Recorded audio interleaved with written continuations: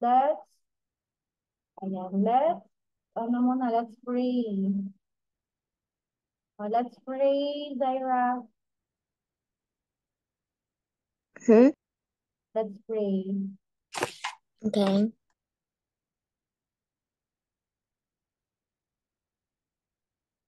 Lead the prayer, Zaira, lead the prayer. Okay. Dear God, dear God, I hope that we have good internet so we can review good there, and I hope that you guide us to answer our math, and I hope that you guide us. Amen.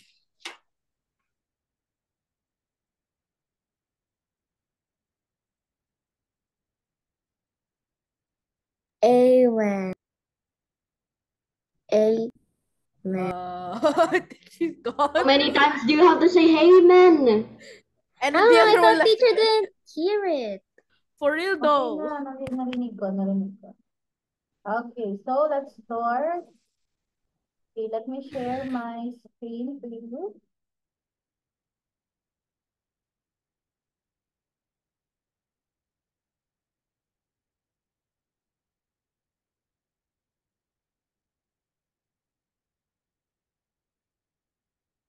Okay, let's practice.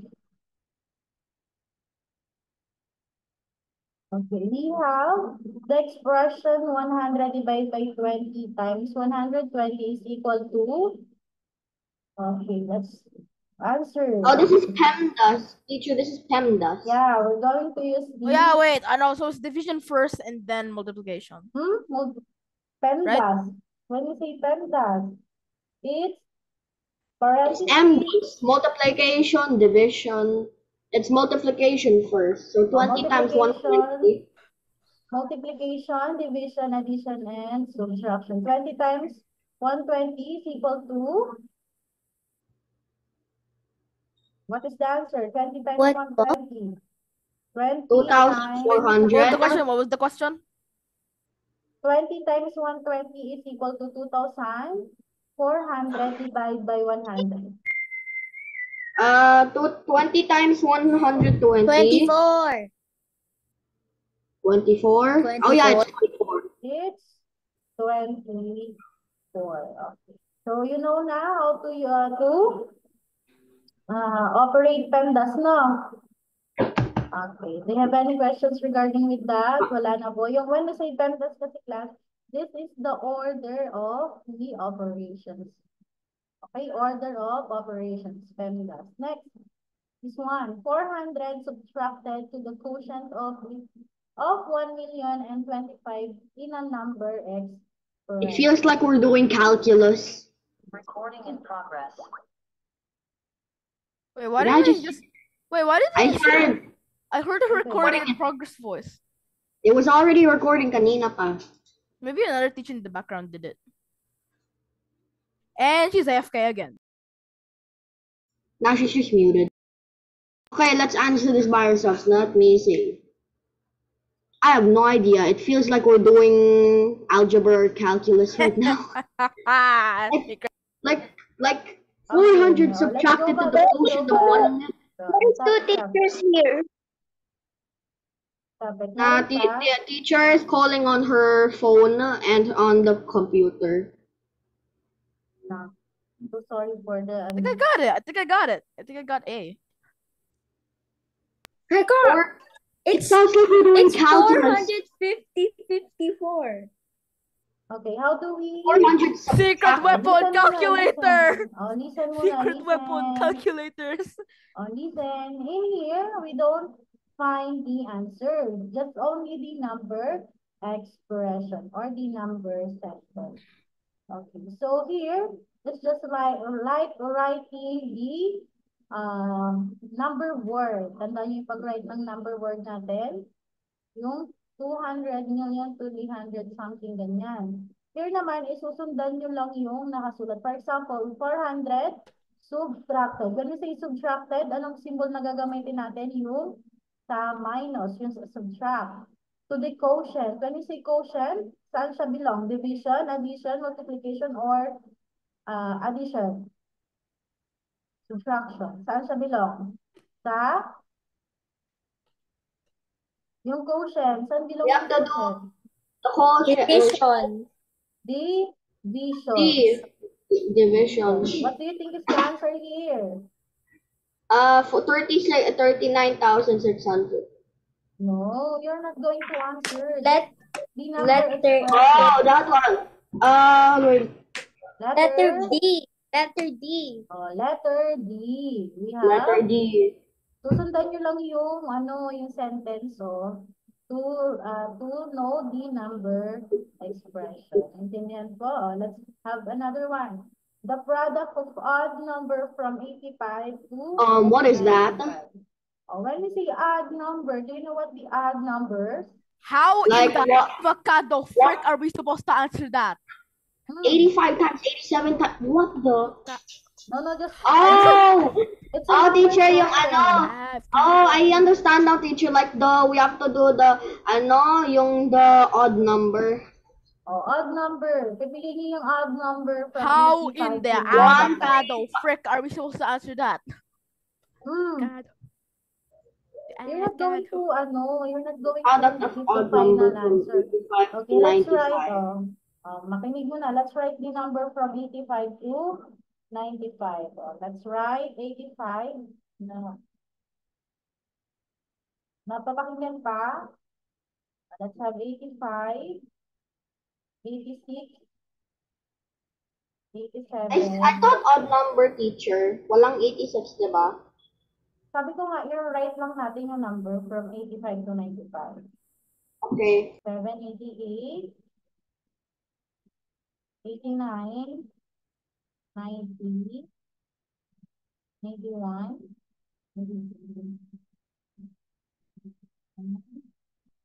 84, and 95. Ayan. So here, you're going to choose lang yung odd number. 956. Odd number lang. Alin kaya ang mga odd number? When we say odd number, 85, 87, 89, 91, 93, 95. 95. Yung odd number po, para sa mga hindi nakakaalam, is yung A product. So it's letter B, I think. it's letter B. Pero yung odd number, when you say odd number muna, hindi siya pwedeng i-divide sa 2. Yan. We can divide 2 by the number. And then even naman, sa even numbers is yung we can divide by 2.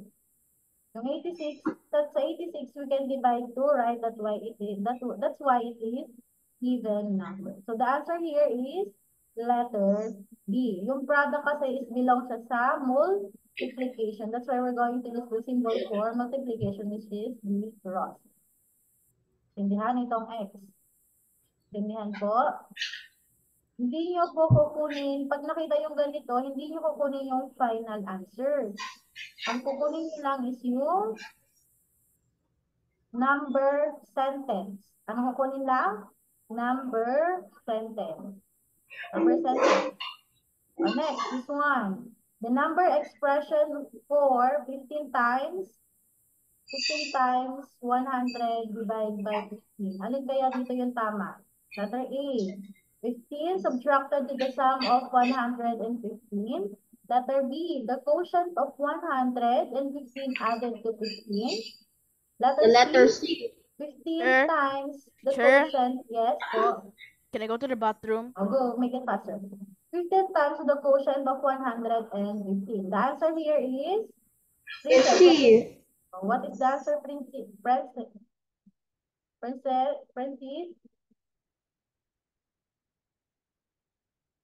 Yes po, what is the answer?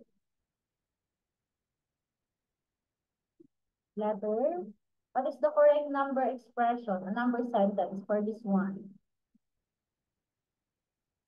Mute. We can hear you po, Vincent. Letter. Okay. Ka.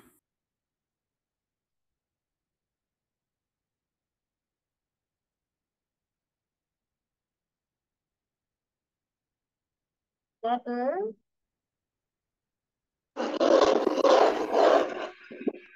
Ako po ba? Opo. Letter C po ba? Okay. Letter B. Okay. This is how we identify ha. Sundan nyo lang yung number expression. Ito, sundan nyo lang para makaka-create ng number center. Intindihan? Next, find the value of n. N divided by 90 is equal to 2 plus 41. Ayan. So, kahapon, tinuro ko na kung paano to, di ba? Natandaan nyo? We just ignore the 41 and then focus on the 2 and 90. So, take the opposite of,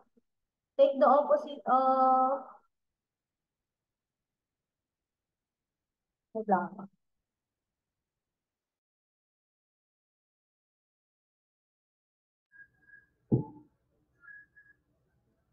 Okay, take the opposite of the division. What is the opposite of division, Ezio? Multiplication. What are we going to do here? We're gonna multiply the quotient and the dividend. What is what numbers are we going to multiply here? Look at this. We have 90 and 2. 90 and 2. Okay, 90 times 2. What? Gayen. 90 times 2. 90 times 2, Gayen. What is the answer? Me, teacher. Teacher, can I try? 180. 180. Ayan, mali yung kanyang, Wala, there's nothing. there's nothing. Pero ang sagot dyan is 180. 180. The value of n is 180. Do you know na how to get the value of n? Take the opposite Yes. of the operation and then do the solving. The next, it tells the way of examining the digits of a given number and determining whether it is divisible or not. Ayan. GCF. Ayan. Na-identify daw natin kung yung given number is divisible. Ano kayang process yun? Divisibility rule? Very good. That is divisibility rule. Diba sa divisibility rule, is ini-examine natin kung ang if the given number is divisible by 2, 3, 4, and so on. Next, let's have the 2. Again, how can we identify if the number is divisible by 2? Princess? How can we identify if the given number is divisible by 2?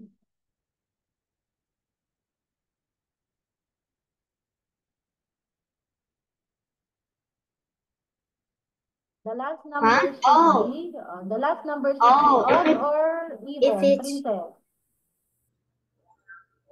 Later, Angela.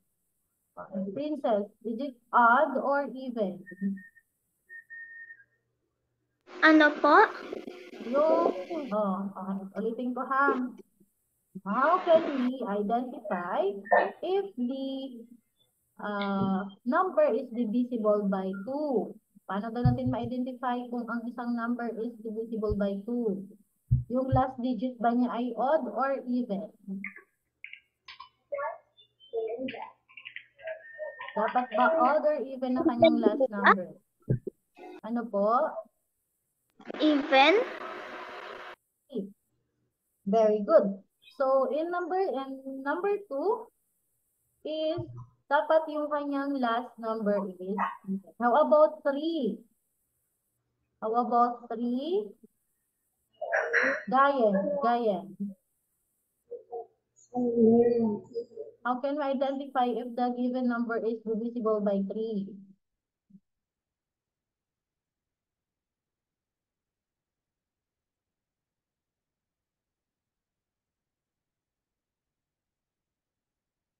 Ryan.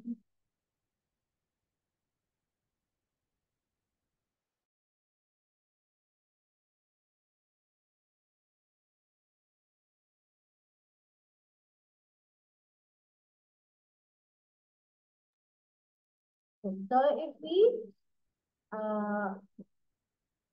the rule that we can use to identify if the number is divisible by 3 is by adding the digits. Diba? The sum of the digits is multiple by 3. And then, same with 3 and 9. Same lang silang dalawa. And then 4 is the last two digits. So siya ay multiple ng 4. And then 5, it's either 5 or 0 yung last digit. And then 6, if the number is divisible by 2 or 3, then it is divisible by 6.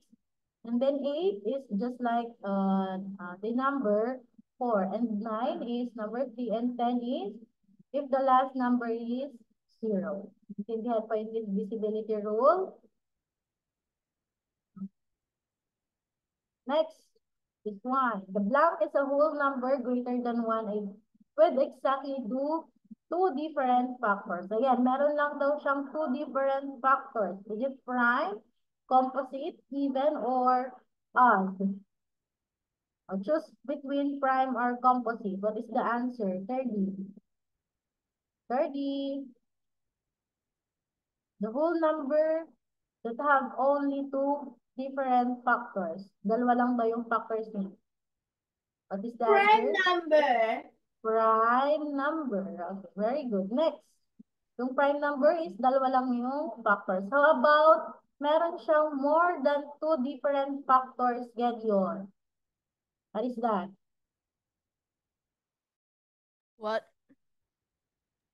Ayan, no? A blank is a whole number with more than two different Composite. factors. Composite. Composite. Next. GCF. Okay, when we say GCF, it stands for Greatest common factor. greatest common factor. Ito yung numbers na we can multiply to get the given number. Tama? Teacher. Hmm. I thought you were lagging kasi you weren't moving. Okay. Okay, so let's have an example. We have time pa ba? Kailangan. Okay, do you know how to get the GCF na, di ba? Yes, teacher. You list down the factors, and then if the factors are one of the factors are the same, it has to be the greatest factor that's the same. How about the least common multiple? You have to list down the multiples like 5 and 2. 2 to 10, you have to if the numbers the same, if there are two numbers that are the same, you need to pick the number that is lowest or least. When we say multiple, for example, give me the multiple of 8. 8, 16, 34, 32, 40. And so on. How many multiples do you need to list down? Hanggang makita nyo yung same number nila. Diba? Pero pag wala, edi 1 or 2. 1 kapag wala. Okay po, Okay. naintindihan po.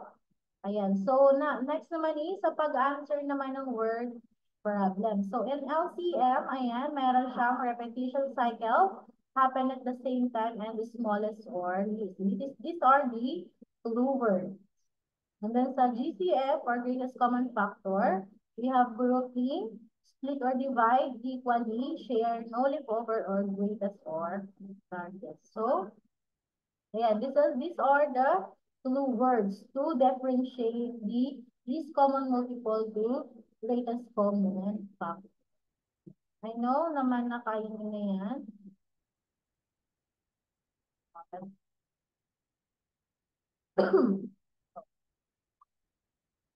Okay, so that's all. I know na kaya nyo nang sagutan ng ating long test. Have a good day ahead. Bye! Can we leave now? Bye. Bye! Mag-review review. Bye. Bye!